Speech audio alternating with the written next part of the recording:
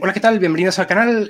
Hoy tengo a 3 invitados que presentaré luego para discutir y arrojar luz sobre una cuestión que me tiene un poco perplejo, ¿no? El futuro a medio y corto plazo del negocio de la ciencia de datos. Por centrar un poco la cuestión, hace apenas 2-3 meses entrevisté a Luz Frías, que está hoy aquí presente, y tratamos tangencialmente el tema. El resumen era bastante catastrófico. Había una serie de proyectos tenidos por el COVID que se pusieron en marcha, después no fueron sustituidos por otros, había planes de inversión congelados que nos comunicaban los clientes. Nuestro único cliente realmente, haciendo cuentas, era la administración pública, sea directamente o indirectamente, a través de CEDETIS y similares, ¿no? Y había además un run de ERES que estaban sucediendo en empresas que conocíamos. Y sin embargo, en 2-3 meses la situación ha cambiado muchísimo. El negocio parece estar viendo un boom y nos están llamando particularmente a Circiter empresas por todos los canales imaginables, incluido WhatsApp y cosas así, que dices, ¿en serio? Y no paramos de decir que no a ofertas que nos llegan. Dice, la pregunta es obvia, ¿qué está pasando? ¿Qué pasa en los próximos meses? ¿Hacia dónde vamos? Etcétera, etcétera. Entonces, perdón. Para discutir estas cuestiones, he reunido a este panel que incluye a Luz Frías, vieja conocida del canal y que es mi socia en Circiter. Alejandro Llorente, que es socio fundador de Piper Lab, que es una compañía a la que miramos mucho de reojo desde Circiter y por resumirla de alguna manera, es la que nos gustaría parecernos de mayores, si es que nos da por crecer algún día, que es una cosa que no está muy clara. Y finalmente, Pelayo Arbués, que por lo que tengo entendido es el mandamás de todo lo que tiene que ver con datos en Idealista. Bueno, no tanto. El mandamás es David Rey. Yo llevo la parte de ciencia de datos. Vale, ciencia de datos. Es que no sabía si era datos o ciencia de datos. Vale, sí. Ciencia de datos. Vale, y entonces, hecha la presentación primera, no sé si alguien quiere empezar o lo echamos a suertes. ¿Cómo hacemos? ¿Alguien tiene algo que decir? Bueno, a ver, si quieres empiezo yo. Así vale. le doy ya el pie a Pelayo, ¿no?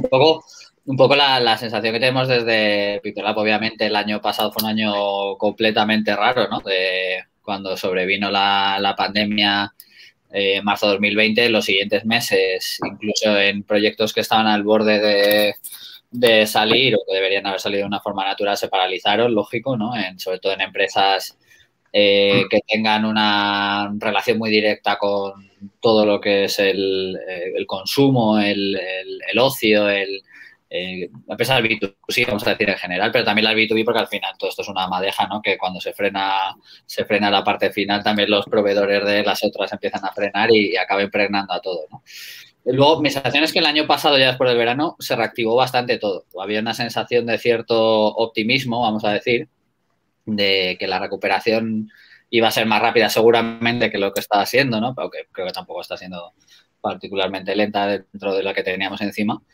Y un poco estoy de acuerdo con Carlos en que las empresas han decidido, es como han hecho un poco de buffer, ¿no? No han paralizado y luego empiezan al ralentí, sino que tiene sensación de recuperar el tiempo perdido, ¿no? Y yo creo igual la sensación que tienes ahora, Carlos, también de que los últimos 2-3 meses se reactiva, tiene mucho también que ver con la estacionalidad de este negocio, ¿no? Yo creo que pasa en casi todos los negocios B2B que antes del verano, vamos a decir los meses previos al verano, hay siempre entra una prisa por intentar arrancar proyectos y encaminar en la recta del año, mientras que el inicio de año formalmente, o las empresas que generalmente tienen año fiscal empezando en enero, los 2 primeros meses estás todavía un poco planificando, estás todavía mirando un poco, entonces se han juntado las dos cosas, que en general yo creo que en mayo, junio siempre hay más actividad y que encima habían hecho buffering de oportunidades y proyectos y ahora los están sacando, ¿no? Estoy bastante de acuerdo con la impresión en general. Eso en el corto plazo, de luego. Sí, yo creo, vamos, que es tal cual, ¿no? Como lo habéis comentado los dos. Es que al final yo creo que se paralizaron muchas inversiones y luego hay otra cosa que yo creo que hay que ver un poco con perspectiva un poco más histórica, que al final las empresas han estado invirtiendo tanto en cloud, tanto en equipos de ciencia de datos y tanta historia que muchas veces no sabían ni para lo que era, pero se han estado llevando ahí los datos, han estado haciendo pruebas piloto y demás y están en ese punto en el que no sabes si estás empezando a ver que esa inversión es un coste hundido o si es algo productivo, ¿no? Entonces, yo creo que está en el punto en el que están poniendo, yo creo, gasolina para ver si esto realmente avanza o no, ¿no? O sea, a mí yo, que estoy aquí un poco en calidad de cliente, aunque nosotros la verdad es que no usamos no usamos consultores porque en la casa realmente no se vienen usando consultores prácticamente para nada. Pero vamos, sí que mi sensación por lo que comentáis y por lo que me comentan colegas que siguen en consultoría, sí que es esa, ¿no? Y al final el año pasado fue raro y este año toca acelerar porque sí que hay esa sensación, yo creo que también un poco inflada por lo que anda comentando la gente luego también por ahí por LinkedIn y demás, ¿no? Que parece que siempre que la competencia está metiendo kilos de dinero en toda esta parte de datos y al final, como todo el mundo mira la competencia, pues nadie se quiere quedar atrás.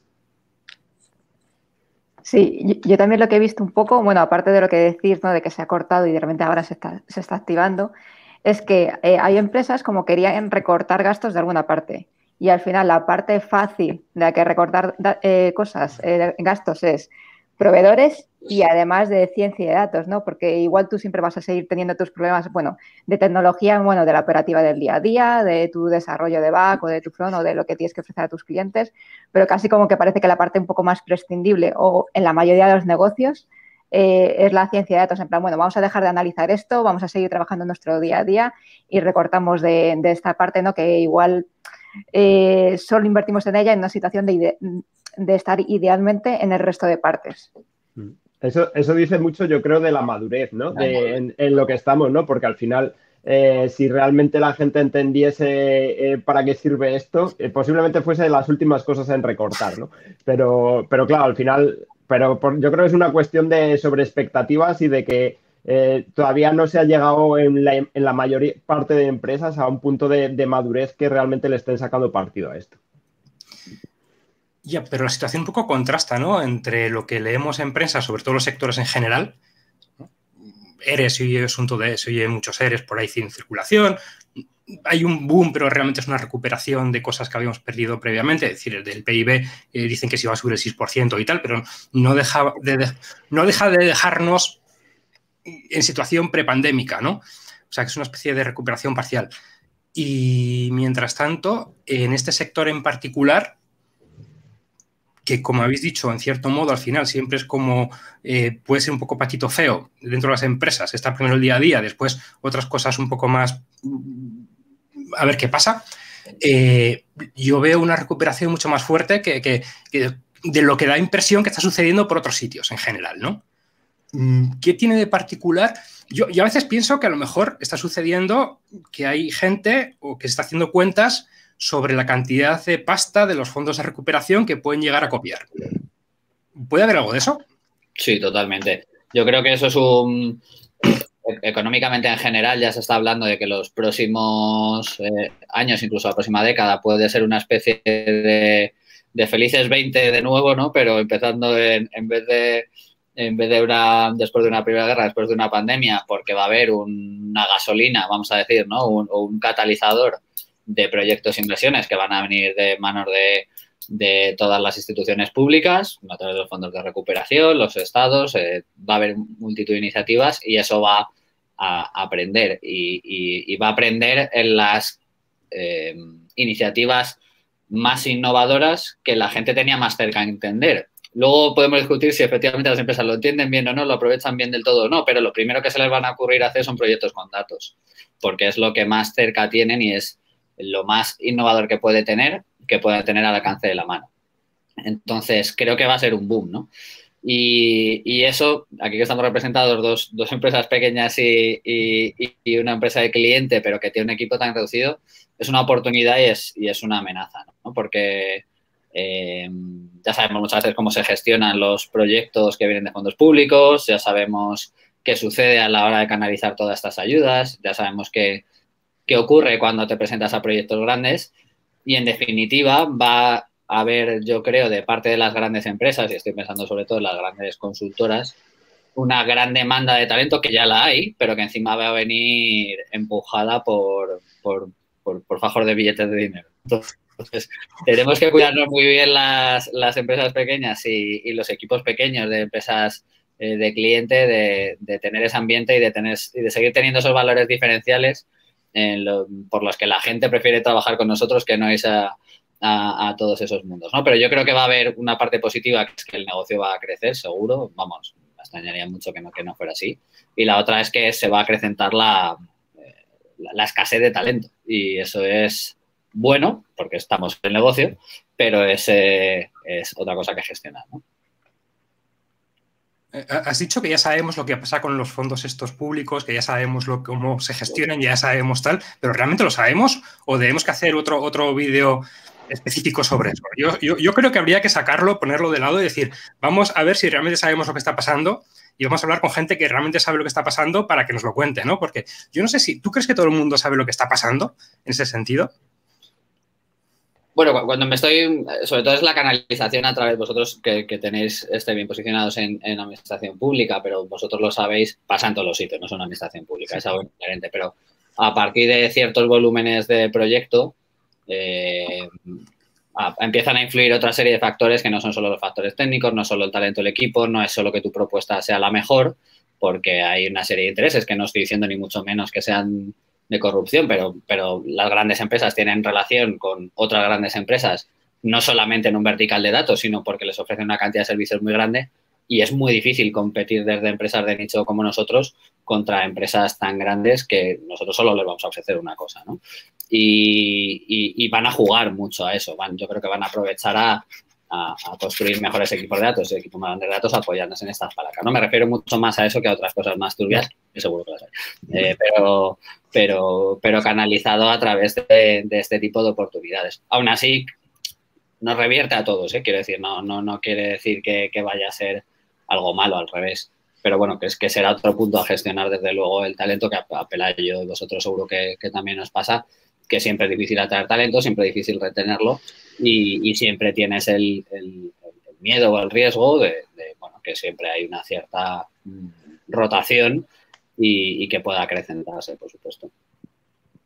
Sí, y me parece interesante lo que habéis dicho un par de veces, ¿no? De la escasez de talento. O sea, esto tampoco es que sea nuevo, ¿no? O sea, lleva habiendo mucha demanda en todo lo de tecnología, en todo lo de datos, bastantes años. ¿Y por qué creéis vosotros que no de repente hay una explosión de la demanda de las carreras de informática, de matemáticas? De repente, informática, no sé, yo cuando la estudié tenía un 5 porque sobraban plazas. Yo no sé si ha cambiado la cosa, yo creo que sigue más o menos por ahí. Porque de repente no es una de las carreras más demandadas cuando da mucho trabajo y bien remunerado. Esa es una buena pregunta, ¿no? Pero al final hay un 50% de la población que sois las mujeres que por falta de referentes o por lo que sea no estáis entrando en esas carreras técnicas. Y yo creo que, en ese sentido, yo creo que, yo eso siempre lo digo, ¿no? Que los que estamos metidos en este mundo tenemos como esa labor de también divulgar, intentar llegar a la gente joven para intentar hacerles ver las posibilidades que tiene esto, ¿no? Yo no sé si dentro de 10 años saber manejar este tipo de cosas va a ser como cuando a finales de los 90 o por ahí eras un consultor de Excel y eras el único que sabía de Excel. Igual dentro de 20 años estamos en un punto en el que saber de R o saber hacer algunas regresiones es algo más o menos común, ¿no? Que bueno, la verdad es que a día de hoy sigue sin haber mucha gente que sepa manejar Excel con todo su potencial, es la realidad, ¿no? Pero más o menos todo el mundo se maneja. Entonces, en ese sentido, yo creo que sí que es muy importante que nosotros hablemos en distintos foros para que lleguen a la gente joven, no solo a la gente que está decidiendo en empresas o en la administración pública, para que vean que este es el camino, porque es que yo sí que creo que es un camino de no retorno, ¿no? Al final, yo creo que va a estar omnipresente en cualquier trabajo. Entonces, yo creo que es muy importante y lo iremos viendo, ¿no? Yo de hecho aquí ahora que estoy viendo que en la Universidad de Oviedo están ofreciendo ya un grado de ciencia de datos, ingeniería de datos, ¿no? Directamente un grado específico, que ya no es un grado ni en matemáticas, ni de informática, ni de nada de esto, ¿no? Sí, bueno, ese es uno de los objetivos también de esta charla, decirle a la gente que no está trabajando en esto, pero se lo está planteando, decir, mira, con esa situación, dentro de unos años, tú te vas a formar, te vas a tardar 2, 3, 4, 5 años en llegar a ser competitivo, ¿no? ¿Qué puede estar pasando entonces en este mundo? ¿Vamos a estar mejor, peor? ¿Esto se va a mantener? ¿Se va a caer otra vez? Sí, y está el camino lento, ¿no? El que decís vosotros, bueno, lento entre comillas, de terminas bachillerato y empiezas una carrera que puede ser esto de la ingeniería de datos o informática, matemáticas, tal. Y ahora que se está poniendo muy de moda, ¿no? El camino rápido que es el bootcamp. O sea, el bootcamp de datos, de eso, de hacerte un K-School o un UTAD hay un montón de sitios de estos.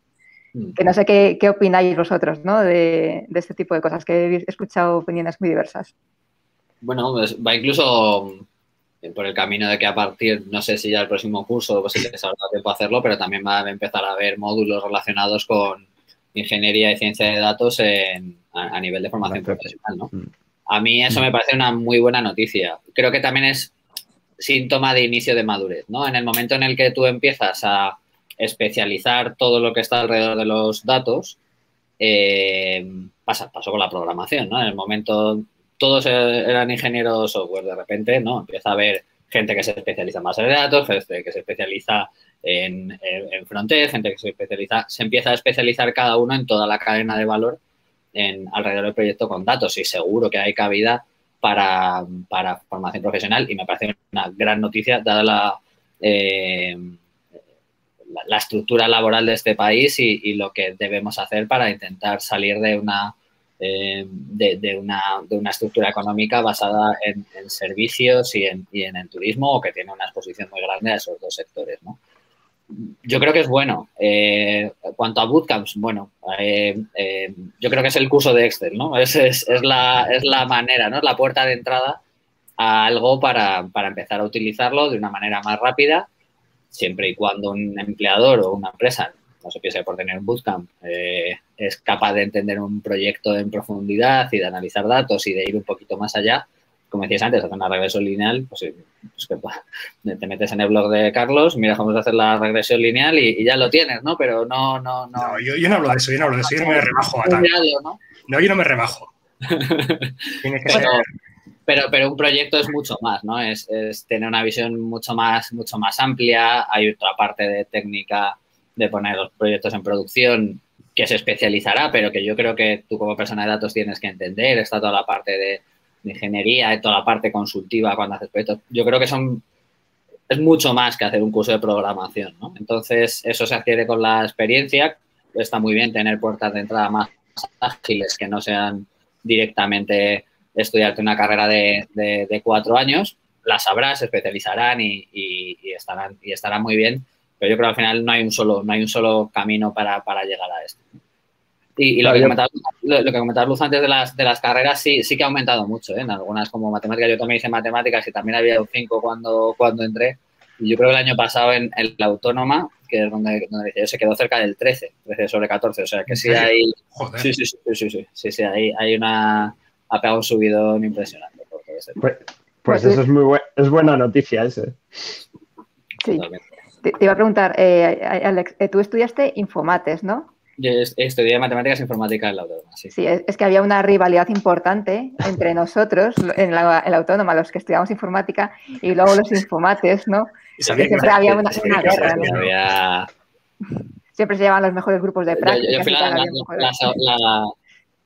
la segunda o tercera promoción, pero sí, siempre había ahí unos piques, vamos a decir, sanos. Entre grupos, está claro, sí. No sé si tan sanos, por lo que he oído yo, no sé. Digamos que había una competitividad injustificada, vamos a decir. Eso también. Yo sobre lo que comentábamos un poco también de puerta de entrada, ¿no? Para la gente joven y demás, que yo hablo bastante con gente que está intentando entrar en el mundillo y demás. Lo que sí que me comentan y que estoy viendo en los últimos meses es que cada vez les es más difícil, ¿no?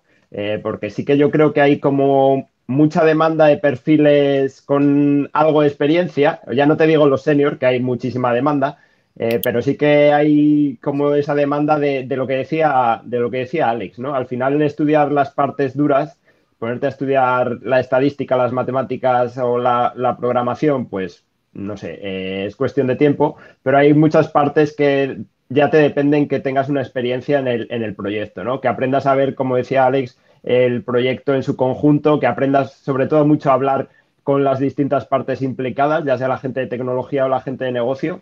Y a la gente joven, claro, como ha habido este boom de másters, bootcamps y demás, pues ya empieza a haber una bolsa importante, ¿no? De gente joven sin experiencia, totalmente junior, que nunca ha trabajado en un proyecto de verdad en ciencia de datos o en ingeniería de datos, y sí que les cuesta más encontrar trabajo. Que yo creo que hace 2 o 3 años posiblemente hubieses estudiado esto y entrabas directamente. Ahora, claro, ya puedes elegir a qué candidato coges, ¿no? Que yo creo que es un poco la diferencia. De hecho, soy muy de mirar lo que pasa en Estados Unidos, ¿no? Porque al final nos llevan 5 o 7 años de ventaja y es lo que les está pasando exactamente, ¿no? Que desde hace igual un par de años, una cosa así, se ve que la gente, hay mucha formación de este tipo y a la gente junior le cuesta más llegar a ese primer empleo, ¿no? Otra cosa es que una vez que has metido la cabeza aquí en el mercado, te van a rifar porque, claro, si has tenido la suerte además de poner cosas en producción y demás, tienes una experiencia que te diferencia totalmente de alguien por mucho que haya estudiado un grado de 4 años específico de esto.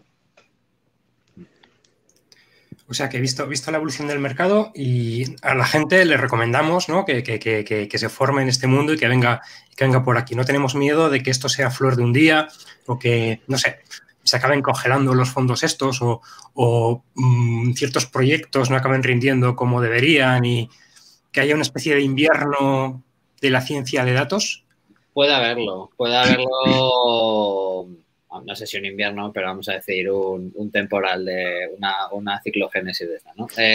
Pero sí puede haber o sea, yo creo que la inteligencia artificial previamente, Machine Learning previamente a este boom, ya tuvo su famoso invierno, ¿no? Eso fue una cuestión más de no ser capaces de traspasar el conocimiento universitario, vamos a decir, o académico que se estaba llevando al día a día en las empresas. Ese fue el principal motivo, ¿no? Y la escasez de datos y que de repente todo eso se acabó y por eso estalló esto, ¿no?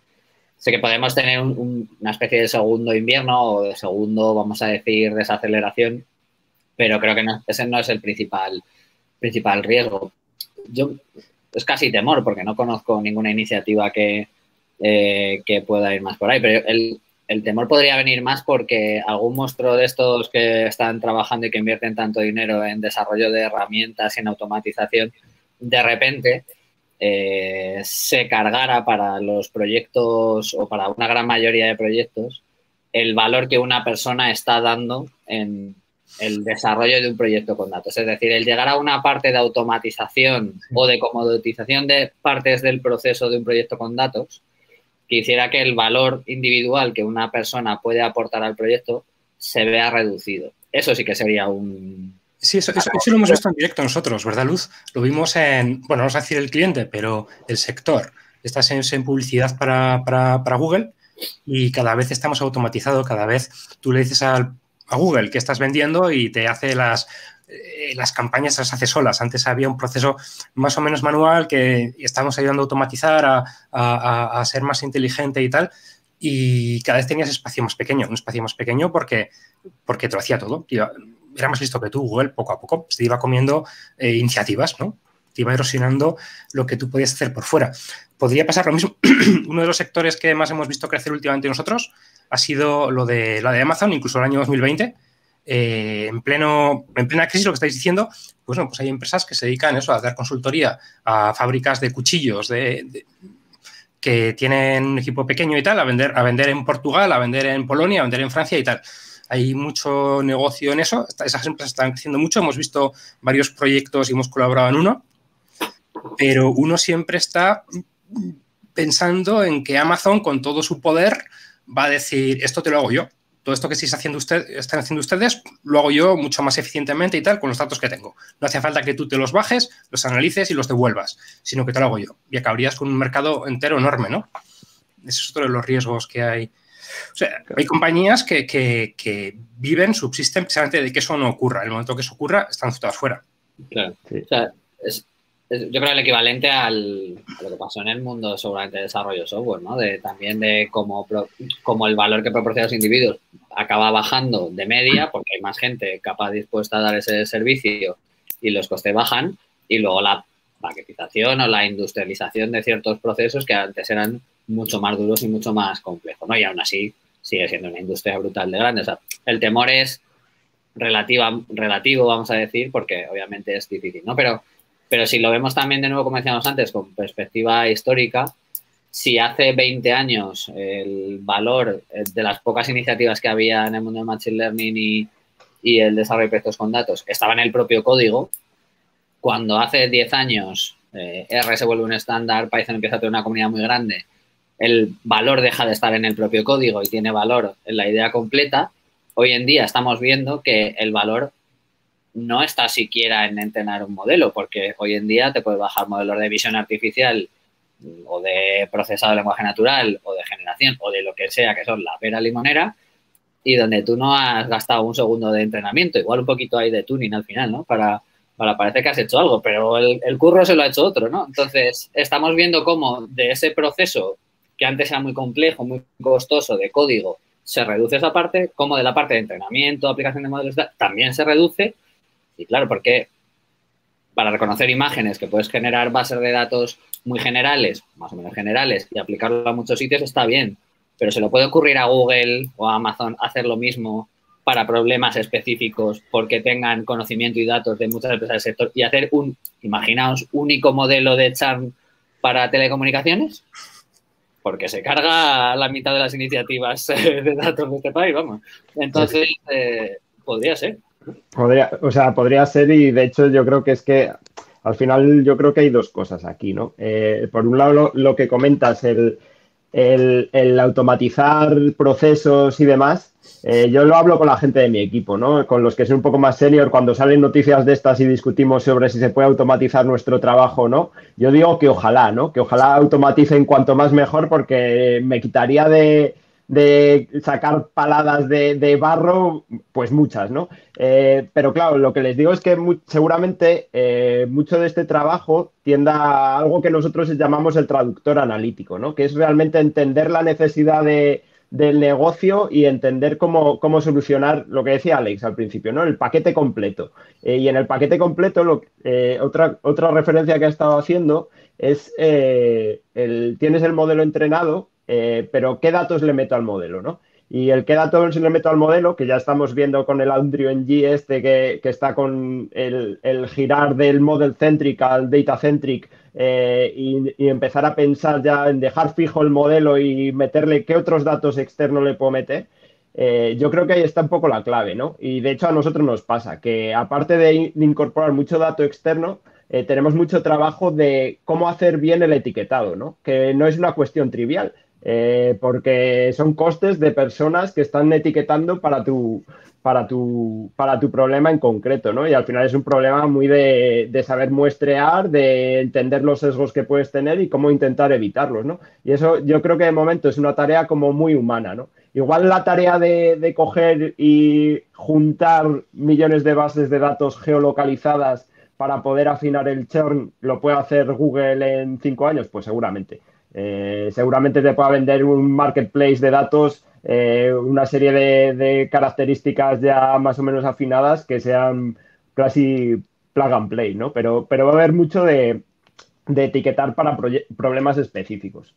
Y están surgiendo un mogollón de herramientas de etiquetado, pero de momento el qué etiquetar y cuánto etiquetar, de momento yo creo que sigue siendo una cuestión más de tener conocimiento de tu negocio y del problema que estás abordando. Sí, o sea, yo creo que de lo que decís, ¿no? De automatizar tiene dos partes, ¿no? La cara mala de que nos puede quitar un poco de trabajo en algunas cosas, pero la cara buena de que podemos dedicar ese tiempo a otras cosas, ¿no? Que es un poco lo que decías tú, Pelayo, dices, ojalá me pudiera quitar lo que hago repetitivo de decir, mira, me tengo que extraer estas variables y mirarlas y no sé qué. Si se pudiese avanzar en eso, al final lo suyo sería ir pivotando, ¿no? Para esa parte que se queda libre, que ya es más complicada de automatizar, claro, ¿no? Y que al final si tienes cierta responsabilidad deberías ser capaz de hacerlo. Claro. De hecho, a mí me ha pasado, ¿no? En mi carrera que he empezado haciendo cosas muy de análisis de datos, luego cuando he podido he hecho modelos y a día de hoy, siendo economista, me toca hacer de ingeniero de ML, que soy muy mal ingeniero de ML porque soy muy mal desarrollador, ¿no? Pero me toca hacerlo y hay que hacerlo y, joder, ojalá me automaticen eso, es que te lo digo en serio, me haría muy feliz. Pero está muy automático ya. Yo me acuerdo de hace 10 años, 15 años, tenías que hacerte la validación cruzada tú y cosas así. Sí, sí, sí. Era muy claro, porque la gente piensa que la gente no sabe hacerlo, no sabe que eso son 2 líneas.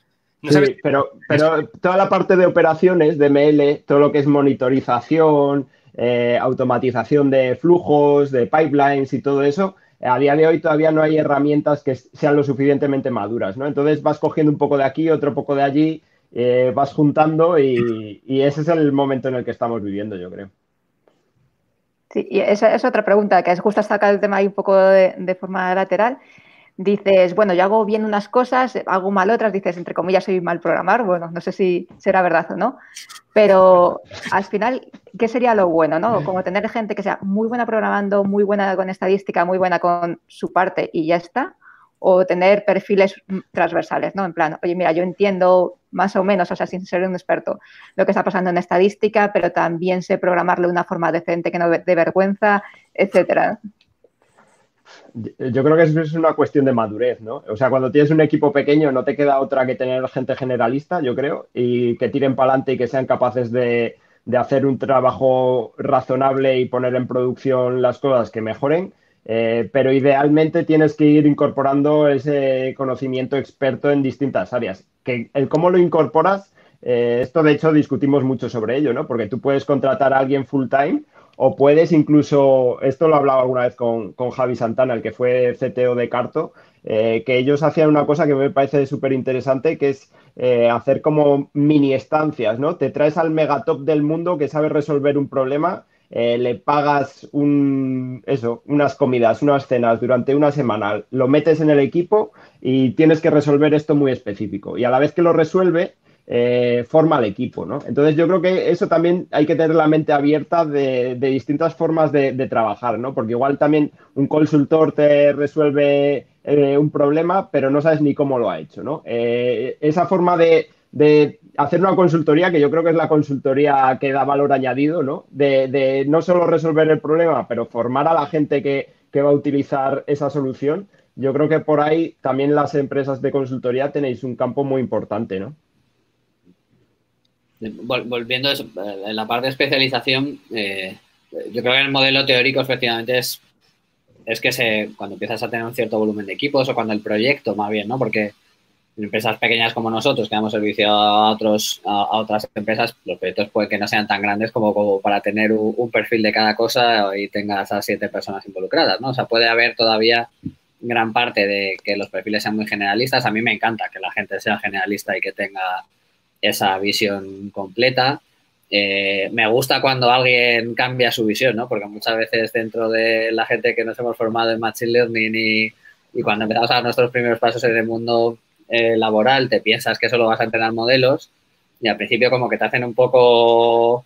No te gusta demasiado, ¿no? Esto de estar pegándote para allá para abajo y de repente ves que a partir de cierto momento hasta te gusta porque tiene valor para las partes posteriores del análisis y de entrenamiento de modelos. Y hay gente que sin saberlo o por desconocimiento, por ejemplo, aparte de MLOps que decía antes también Pelayo, le gusta a la gran mayoría de gente con los que por lo menos yo he trabajado, ¿no? Porque esa parte de automatización y ver que las cosas pasan de un PowerPoint a otro sitio que empiezan a ser tangibles, tiene su gracia, ¿no? Así que yo creo que es un mix. Siempre tiene que haber gente que sea generalista, la gente que dirija proyectos tiene que tener esa visión amplia. Creo que además estamos en un sector donde la gente que lidera proyectos no tiene que ser solamente un gestor de proyectos, sino que tiene que ser un capote, vamos a decir, técnico, científico de la gente que está por debajo.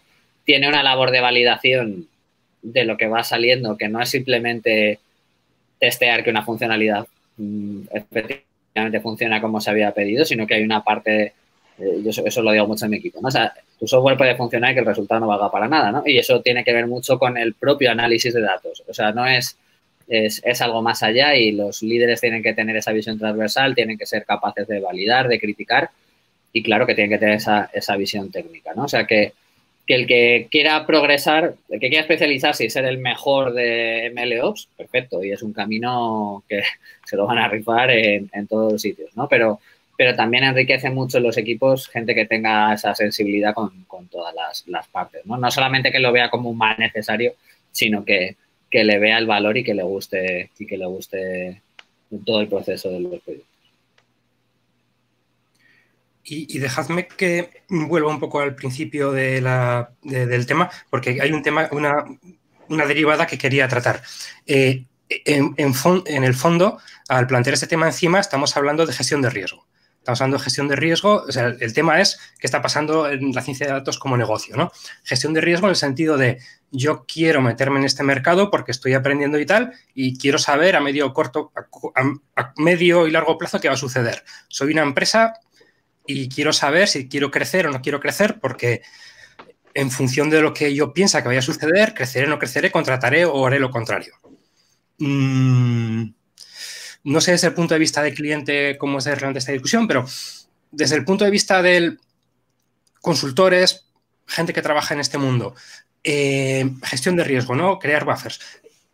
¿Y cómo de importante puede llegar a ser el buffer de trabajar para fuera de España? Estamos hablando solo de España, clientes españoles, consultoras españolas. ¿Cómo podría ser de relevante el decir voy a trabajar, no sé, para empresas de fuera, ¿no? Y esto me permitiría, pues, no estar sujeto a los riesgos nacionales, el riesgo país. ¿Cómo de fácil, cómo de factible? Desde el punto de vista de uno que está aprendiendo, decir, mira, si en España no me funciona, me voy a Inglaterra, me voy a Singapur o me voy a Estados Unidos. Desde el punto de vista de una empresa, decir, mira, si se caen estos proyectos, si se me cae VA o se me cae no sé qué, yo puedo trabajar para Vodafone Inglaterra o puedo trabajar para... ¿Hasta qué punto es factible? ¿Cómo encaja esto también con el teletrabajo y la manera de trabajar en remoto generado por la pandemia? Bueno, desde el punto de vista como riesgo de empresa, nadie que se plantee diversificar lo van a decir que es malo, ¿no? Lo que sí habrá que tener muy controlado es todo el tema de costes, porque estamos además en un sector que tiene unos costes de personal bastante altos. Y no es lo mismo intentar internacionalizarse en Francia y en Alemania que igual en algunos países de Sudamérica, que además seguramente vayan incluso un pelín detrás de nosotros en cuanto a madurez en el sector y donde además los costes son más bajos, ¿no? O sea, también hay que tener una visión más financiera o estratégica de qué países es el adecuado para el tuyo.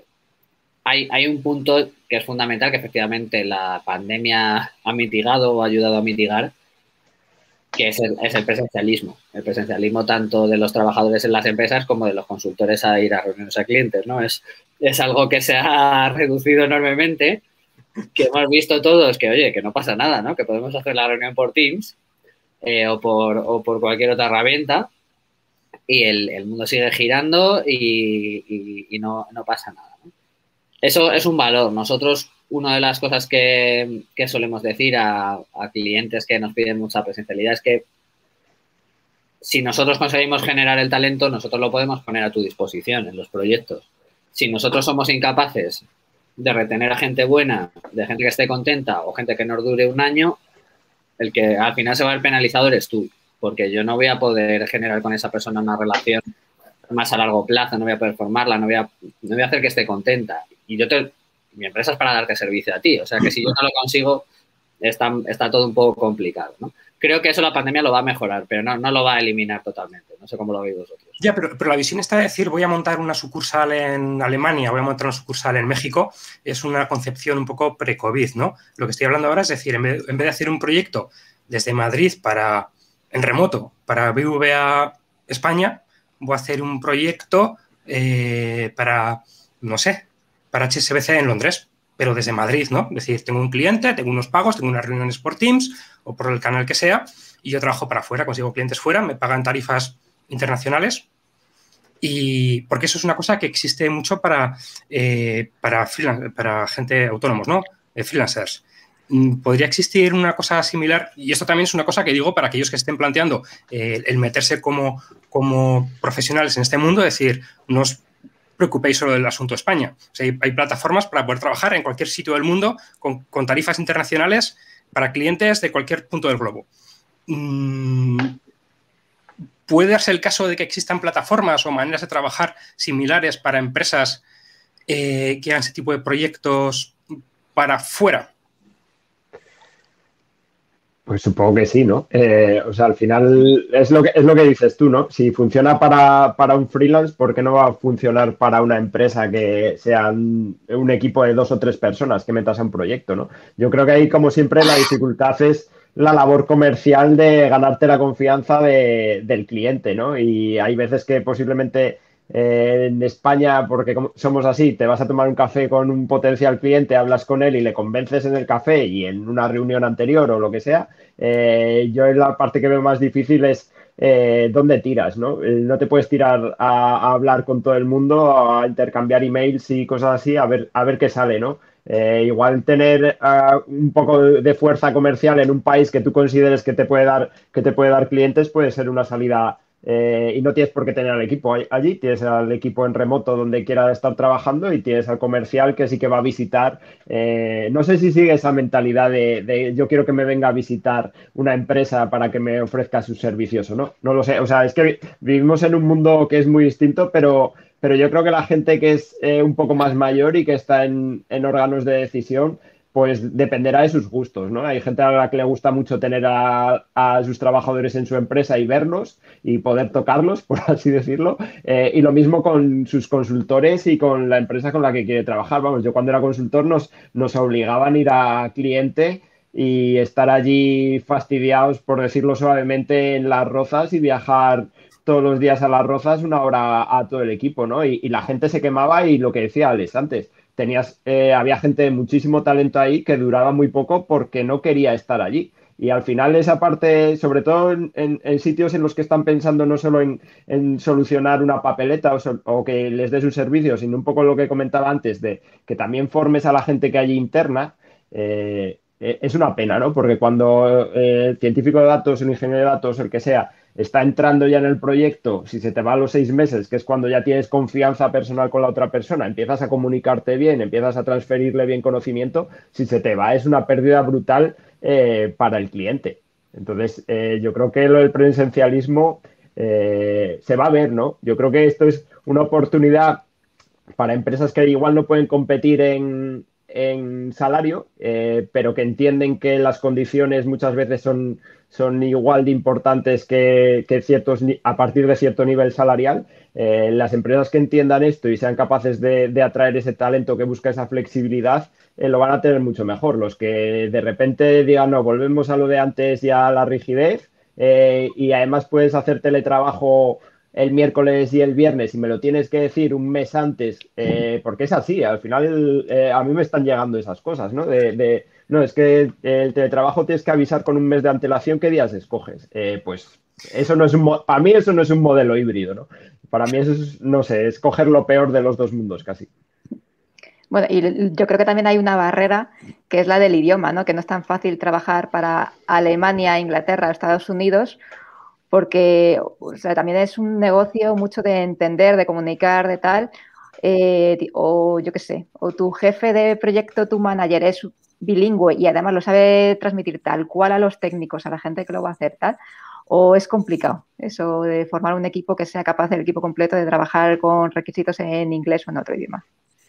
Yo creo que lo que decía Pelayo esa es la realidad, o a mí es mi sensación. Nosotros no trabajamos mucho fuera, tenemos algunos proyectos fuera y va bien en remoto, pero mi sensación es que si te vas a expandir en un país, otra cosa es que sea algo más oportunista, ¿no? Y que por lo que sea hayas conseguido llegar a un proyecto o es un cliente con el que trabajas en España y te ha presentado a la matriz en Alemania y te puede salir un proyecto con ellos. Eso, bueno, es más una vía tangencial, oportunista, pero como estrategia veo difícil intentar una expansión en un país sin tener una cabeza visible cercana en el terreno, ¿no? No sé si es una oficina comercial, puede ser una mezcla entre un account manager, jefe de los proyectos que de primera se inician allí, más esa parte comercial. Yo creo que hay distintas fórmulas, pero también creo que sí es, no sé si es necesario, o sea, obligatorio no es, ¿no? Creo que se puede hacer, pero los clientes tienen una sensación de seguridad mayor si pueden decirle a un día que, oye, tenemos una reunión en 2 días en mis oficinas que tenemos que hablar de esto y esto, ¿no? Aunque lo puedas hacer igual por teléfono, pero no sé, es una sensación más de cercanía y de seguridad. Vale. Sí, yo creo que en formato freelance sí que es un poco más fácil, Carlos, por lo que dices de las plataformas, ¿no? Esto de te metes en un Upwork o una cosa de estas y contratas a una persona. Yo creo que ya es para tareas determinadas que puede hacer una persona y tal. Quizás para empresas, para proyectos un poco más grandes, yo creo que a la gente le daría miedo, ¿no? Meterse en una plataforma tipo esos diciendo, oye, es que tengo aquí un presupuesto de, no sé, de medio kilo, de lo que sea, y me meto en una plataforma y a ver qué me sale. Como que parece que da más confianza, aunque no, para ti, para mí no tenga mucho sentido, ¿no? Porque dices, es que voy a trabajar igual de bien si te conozco en persona que si estás a kilómetros de distancia. Sí, bueno, para tener el contraejemplo, no sé cómo se llama esta gente, estos creo que son polacos, no sé si están en Polonia o digamos que en Polonia, que hacen signies para empresas. No sé cómo se llama esa gente, no sé si son muy activos ahí no me acuerdo el nombre.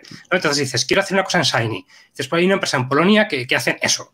Y encima han desarrollado extensiones y tal, y dices, joder, pues me voy con estos polacos, ¿no? Que me lo hagan. Claro. Salvo que es una empresa española donde el que organiza el tinglado no sabe inglés, etcétera, etcétera, etcétera, ¿no? Pero a nivel internacional, seguramente esta gente, vemos su lista de clientes y hay gente de Estados Unidos, Inglaterra, de Singapur, de Japón, ¿no? Y hacen el signies para todo el mundo.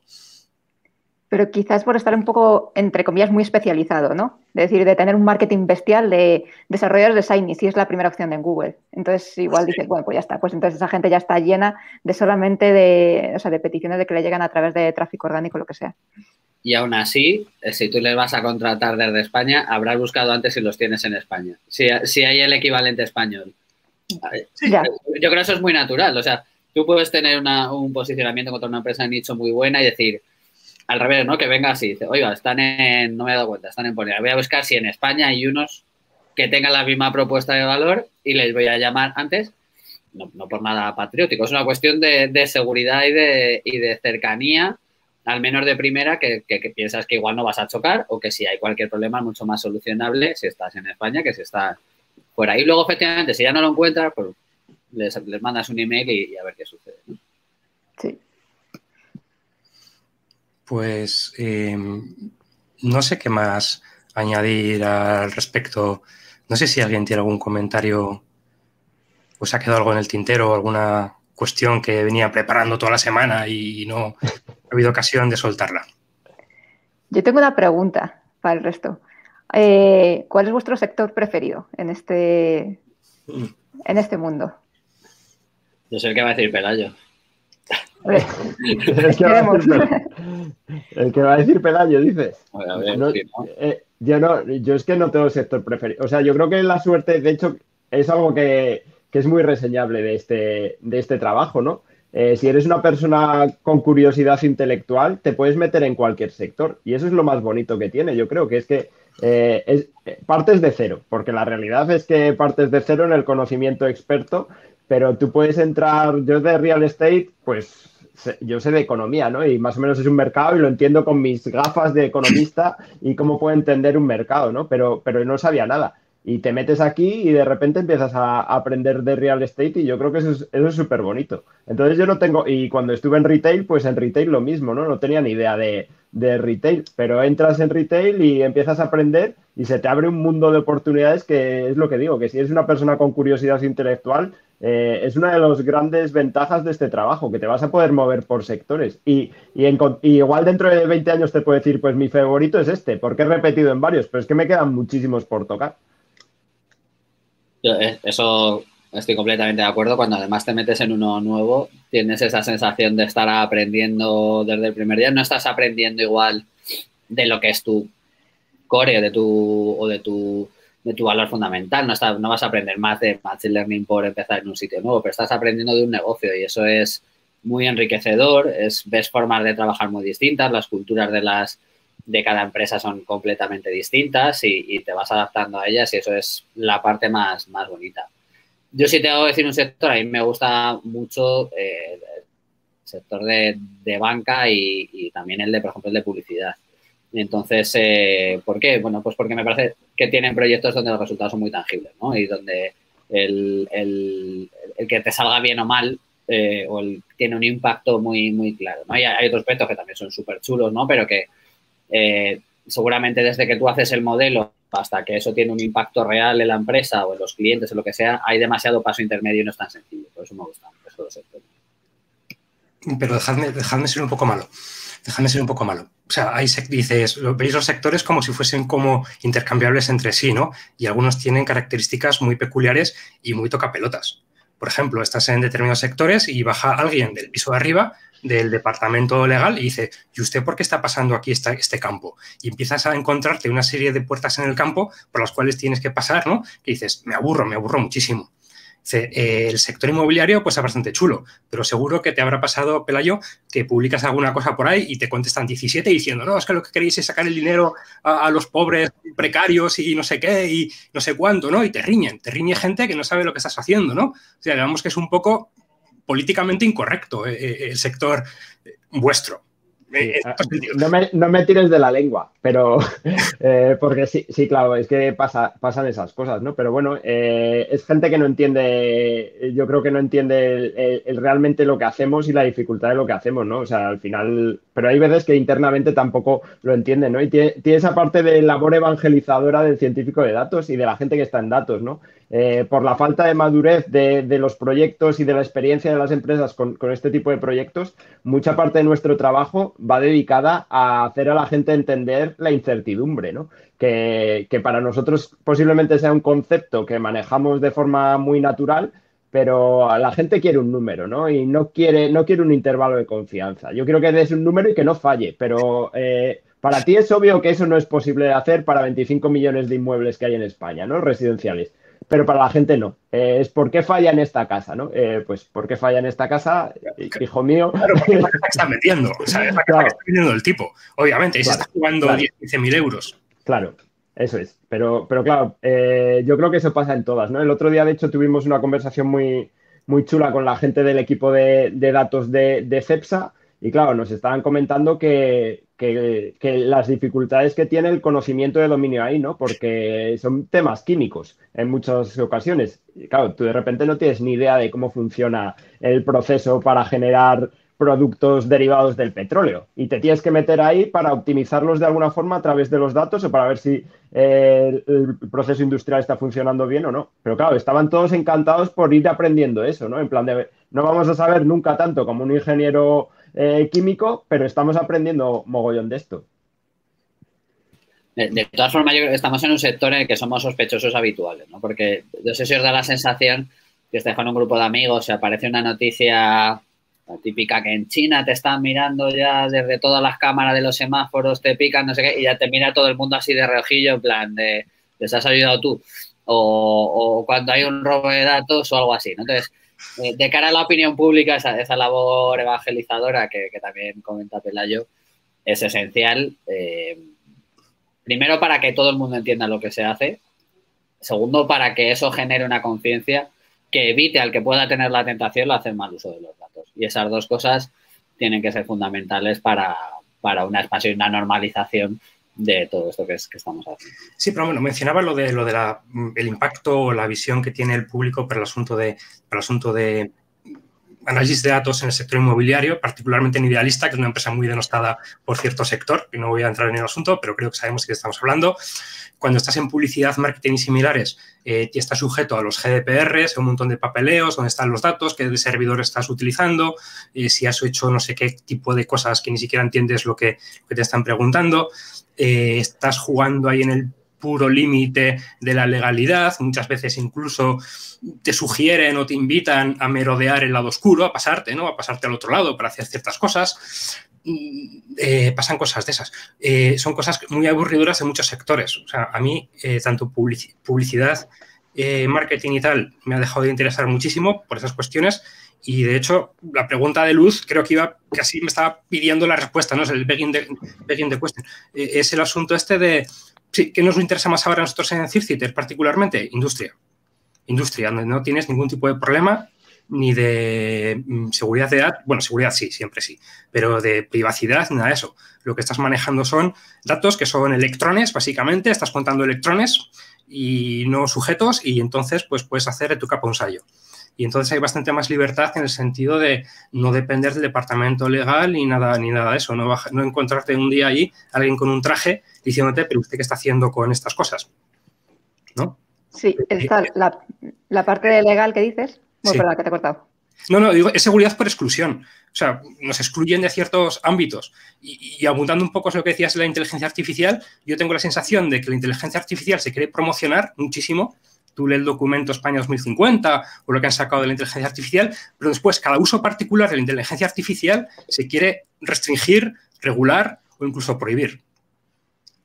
¿Que quiero vender cuchillos de mi empresa de Albacete en Polonia? No, usted está utilizando Amazon, que es una empresa que hace no sé qué. Tenemos que controlar todo aquello, evitar que sucedan ciertas cosas que no sé ni muy bien ni qué cosas son, ¿no? ¿Que hace usted cosas de visualización o de inteligencia artificial sobre imágenes? También hay que tener mucho cuidado con todas esas cosas. Entonces, tengo esa sensación de que cada uso particular que se está haciendo de la inteligencia artificial tiene detrás un conjunto de detractores merodeando por redes sociales, incluso haciéndose eco en la legislación para regularlo, prohibirlo, limitarlo, impedir, encarecerlo, hacerlo incómodo, hacerlo desagradable.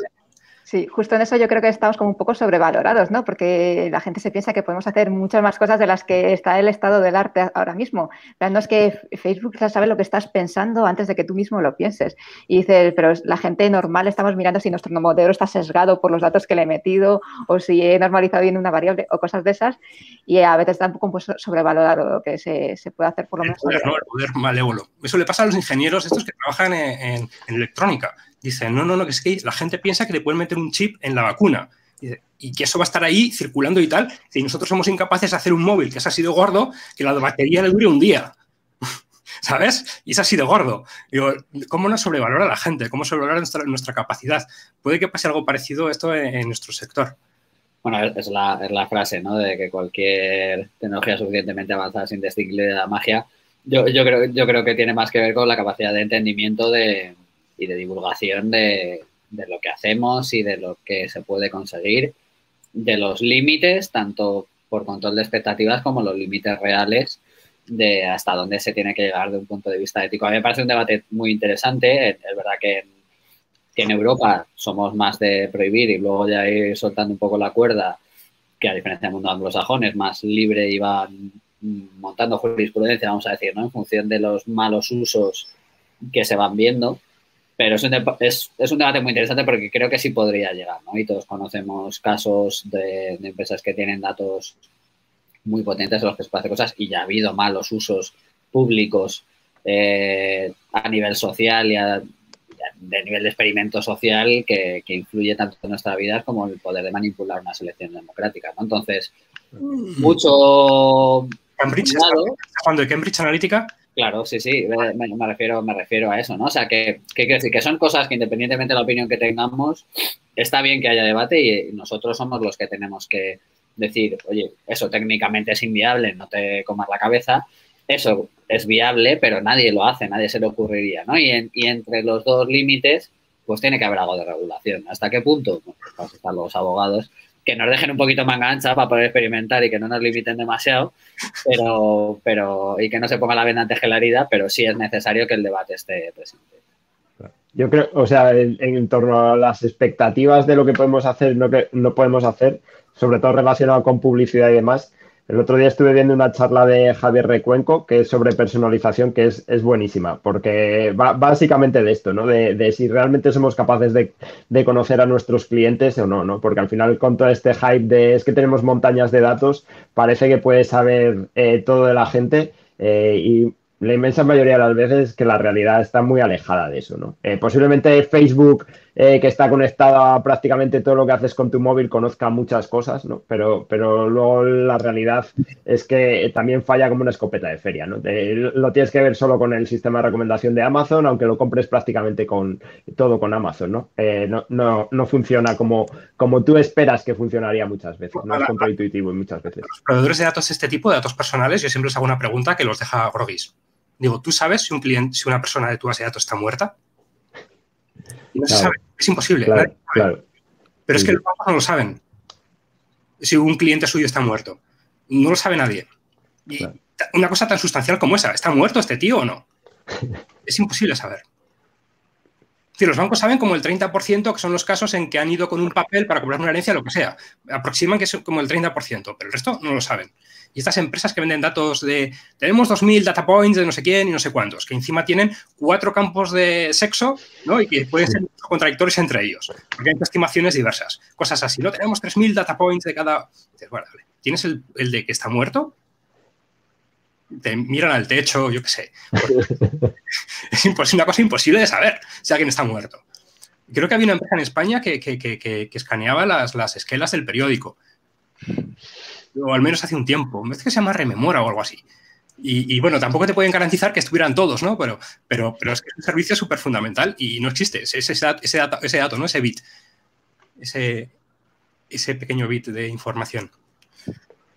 Y con eso he interrumpido a alguien y creo que he interrumpido y no sé por dónde iba la cosa. No vale. sé. Cri, cri.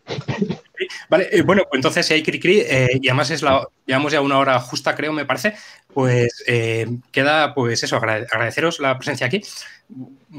Voy a ver si el vídeo realmente descarga la promesa de este sistema. El vídeo ahora se descargará. Si no, lo que os he dicho, lo repetimos todo, acordaros un poco lo que habéis dicho, Vale. y tal, y lo hacemos otra vez. Muy bien. ¿Vale? Y luego ya no vas a ver si es el segundo intento o el tercero o el primero. Lo haremos como campeones. ¿Cuántas veces lo hemos hecho? Igual la gente luego me dice, mira, es que se ha movido una cosa que tenía atrás, un libro que está cambiado de posición y tal. Igual hay gente luego que nos hace esas cosas. Pero espero que no. Bueno, muchas gracias a todos. Y bueno, a ver si nos vemos pronto, no sé, con una cerveza o algo en algún sitio, ¿no? Y tengo que dejar esta cosa tan remota. Esperemos. Esperemos. Bueno, Muchas gracias, Carlos. que bien, hasta luego. Encantada. Venga, muchas gracias. Un abrazo a Hasta luego. todos. Buenas Venga, hasta luego. Chao.